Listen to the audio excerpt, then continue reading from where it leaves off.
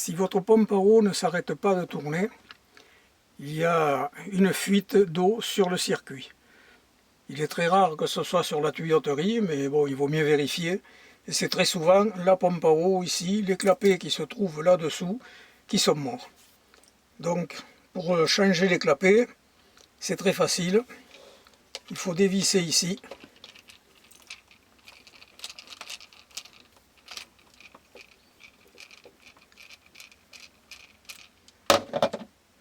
Vous avez trois petites vis comme ceci à enlever. Il faut faire attention parce qu'ici, il y a un écrou prisonnier qui peut tomber. Et vous en avez trois.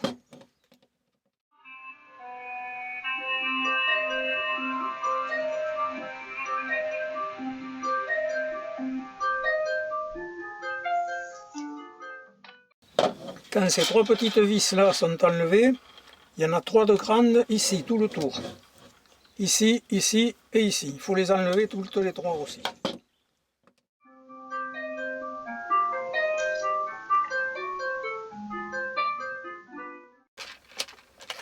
Voilà, quand elles sont défaites, vous tirez ici. Voilà les trois vis qui sont là. Là, ici, si ça s'enlève, c'est pas grave, parce que c'est facile à remettre. Voilà, ici c'est l'excentrique qui fait tourner la pompe, ici. Donc ça, ici vous avez une encoche à bien remettre en bas, ici. Voilà, c'est pas plus compliqué que ça.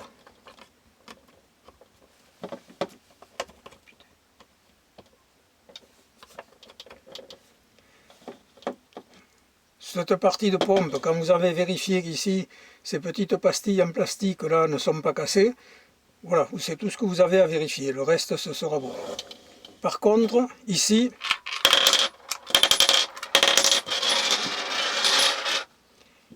il faut enlever ceci, et quand ceci est enlevé, il faut sortir cette partie là, ces trois caoutchoucs là, et cette partie là.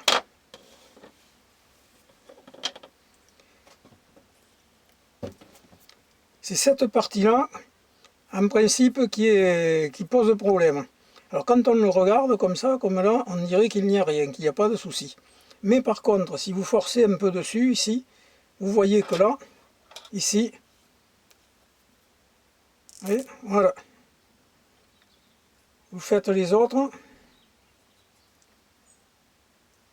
Voilà, celui-là, ici, c'est cassé ici.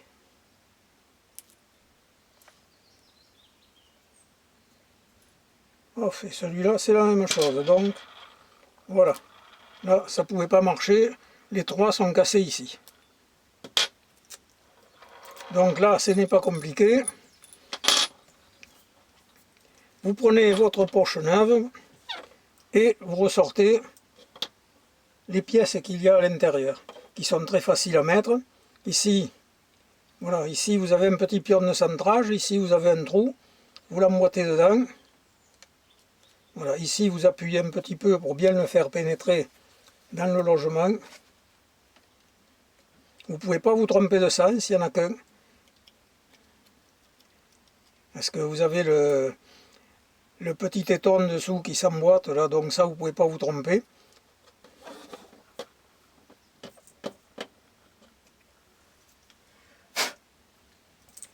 Et ici, vous mettez les pièces neuves ici. Alors là c'est pareil. Voilà. Vous avez ce téton ici, le trou ici. Ça va dedans. Ça y va tout seul, sans forcer ni rien. Vous mettez les trois.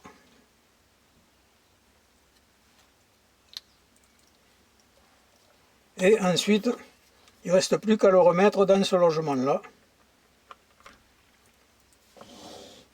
Le remboîter ici. Voilà. Quand c'est remboîté ici, vous mettez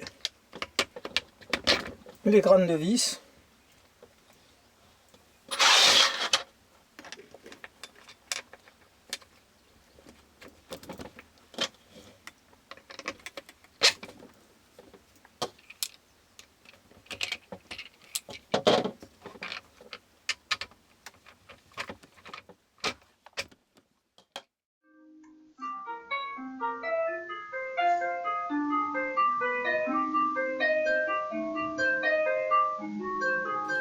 N'oubliez pas les petites vis qui viennent ici.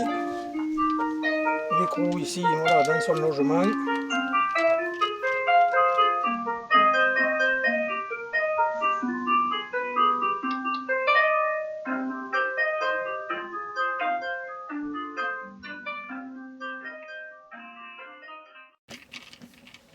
Alors les trois petites vis, vous les serrez, mais voilà, pas trop fort quand même. Voilà, là les membranes sont changées. Tant que la pompe est démontée, ici, il y a un filtre. Donc pour démonter ce filtre, c'est très facile. Voilà, il faut toujours un tournevis cruciforme, mais légèrement plus petit. Vous défaites ces quatre vis ici.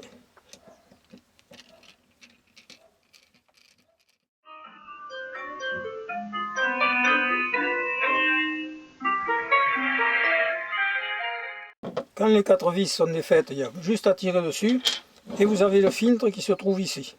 Bon là, à part cette petite truc dessus, là, il est propre. Mais s'il n'était pas propre, vous pouvez enlever ceci avec un couteau. Vous passez doucement le couteau ici, sans abîmer le filtre évidemment, parce que c'est un petit filtre en inox, un petit grillage en inox, qui est un peu enquiquinant à enlever, mais il s'enlève.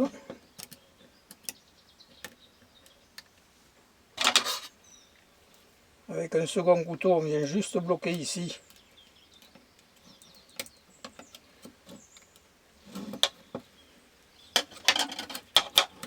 Voilà, vous faites le tour délicatement.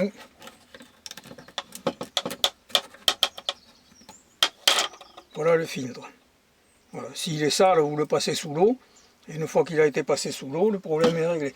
Regardez ici qu'il n'y ait pas de saleté non plus, mais bon, là, c'est propre.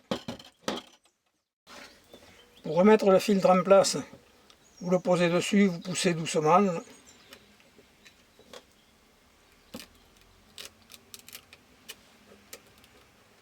Voilà, il y a des petits plots dessous qui le maintiennent à la bonne distance. Quand c'est là, c'est bon, vous n'avez plus qu'à remettre ceci et à le revisser.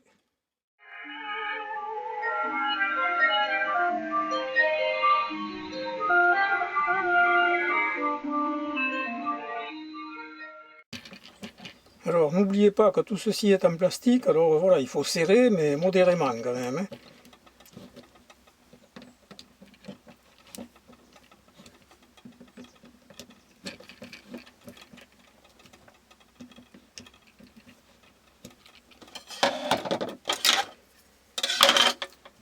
Quand vous avez fait ceci, voilà, là c'est fini, la pompe à nouveau sera en état de marche.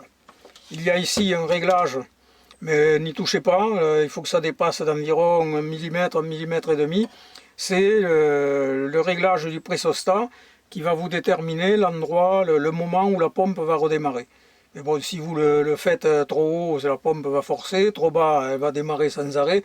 Laissez-le à peu près au réglage d'origine, en principe c'est bon. C'est plus vous serrez, plus il va démarrer tard, plus vous desserrez, plus ça démarrera tôt. Donc voilà, 1 mm et demi environ et c'est bon. Voilà, la pompe est finie, vous pouvez la réinstaller.